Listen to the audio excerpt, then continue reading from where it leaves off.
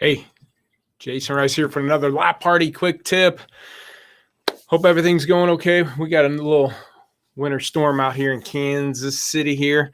We got a little bit of flurries, 1 to 3 inches, 20 degrees, 20-mile-an-hour wind, so it's getting picked up. Hope everybody's staying safe, both with the weather and obviously all this COVID stuff.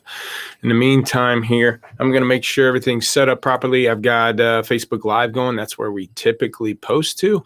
Anybody watching this there, please comment. If you're watching this on YouTube or even any podcast, subscribe. You'll get notified every time we go live. And what I want to talk about right now in the title of this video is used car focus needs to match the '08 recession attention.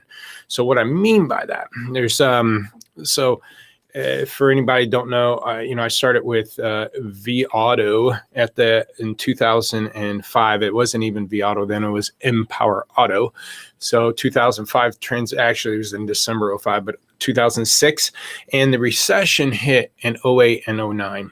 And back then, used new car sales dropped, I believe, upwards of over 40%. So every dealership knew they had to put a lot of attention on used cars. The reason why I said, your focus on used cars has to match the recession attention. They are predicting used car sales pick up a little bit going into 2021 and 2022. Cox's released an article about that. During the recession, used car sales dropped about 10 to 12%, depending on which year you're looking at and what you're comparing it to. So used car sales dropped there 10, 12%, but not as dramatic as new cars. And a lot of dealerships lost their franchise during this, much less, a 40% drop in new car sales. So we are heading into a similar situation, even if the reason why volume now could pick up on used is we're not in a recession as of yet, but new car build outs, right? I know Ford stores are struggling with F-150s. I had just seen a CBT News about Subaru cutting back productions, and I think it due to certain parts, I believe, that they have issues with, and by the thousands they're going to have to cut back productions. I don't know how that ultimately affects a Subaru store, but if it's going to be a big impact, obviously they're going to have to transition to make up those sales into used. If with COVID and shipping and everything else, not just in our country, but other countries where these cars are coming from, Canada, Mexico, and so forth, if their COVID restrictions and shutdowns minimize productions, I know a lot of the factories have been running pretty good, but it goes into transport, and not just the productions at the new car facilities, it's the transportation.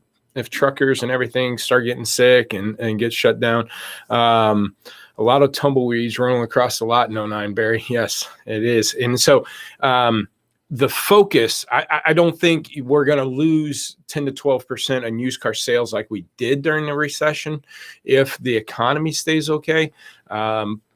But, the employment numbers didn't look good this go around. Stimulus money coming out, and I don't know if that will be used toward cars like it did last time, because a lot of people are just is still in the haze financially and stuff from the holidays and maybe being laid off. So I think obviously just on the production aspect, and if people are tighter with their money, they're going to transition to used, right? If we run into more of a recession, they're going to transition to used. So yeah, I do see used staying strong. Supply and demand dynamics could be still playing effect.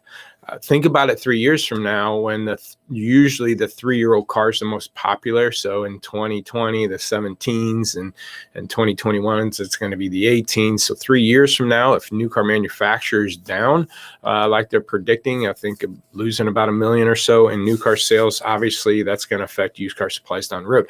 So a couple tips. I would be very efficient, I think, with CPO. I think those are going to be a good alternative to new cars, unless you got a big model change, again, like the 2021 F-150s. If somebody wants that specific model change, they won't go for used, unless you find obviously a used 2021. But But a lot of models, CPO is going to be a huge benefit. I brought that up last April, thinking through the whole COVID, CPO is going to end up being the champion out of all this, and it's kind of led that way.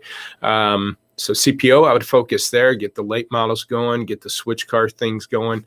But your attention, your focus on used cars has to be similar if you went through the 08, 09. And yes, and now's the time to straighten their online presence, get the word out of what you got. That's Barry on Facebook comment there. And definitely, you got to make sure your online presence, your virtual lot is standing tall. So with that being said, obviously, if you need help with that, reach out to us. We're looking at a dynamic to making sure your lot is right. We're not an inventory management tool here. We are a lot management tool. Find the holes. No different than when you physically show up on your lot. Here's another tip. When you physically show up on your lot, you look for holes. You look for issues. You find holes in your front line, make sure they're filled or on your lot, or you're moving cars around. Hey, get those over here and put those over here. You're either walking or driving around your lot and you're noticing a car sitting in the back by the service bay for 4 days now, and making sure that that's getting taken care of. You're seeing 2 or 3 customers sitting out there, and you want to make sure those are taken care of. You usually do a self-check before you sit down behind the desk and start working deals. And you need to be doing that on your virtual lot. And that's kind of where we focus on is, okay, find those holes. Are we too heavy in trucks? Are we too heavy in 17s? Is my 31 to 45 bleeding through? Is my pricing up? Is my photos taken care of? How's my comments?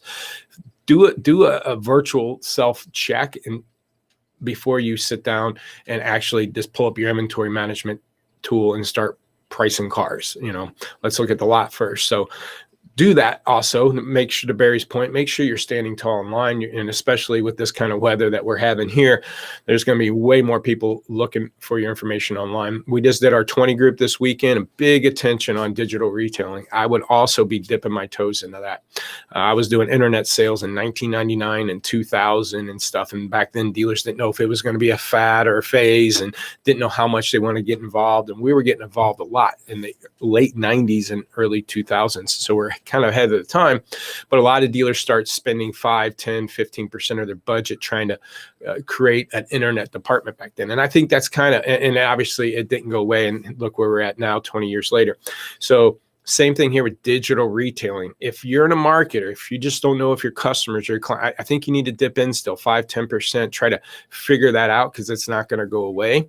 And make sure, back to Barry's point, I'm making sure your online presence is good, but also make people know that they can, do a lot of the transactional purchasing virtually or through the internet and not have to be at the dealership and cater to how they want to shop for vehicles. So I hope this is a good tip, a little bit long. Again, Lot Party, check it out on YouTube, subscribe. You'll get this every time we go live. We do podcasts too. So if you like to listen, catch us on iTunes and so forth. Lotpop.com. First 30. WTF, work the facts, used car managers.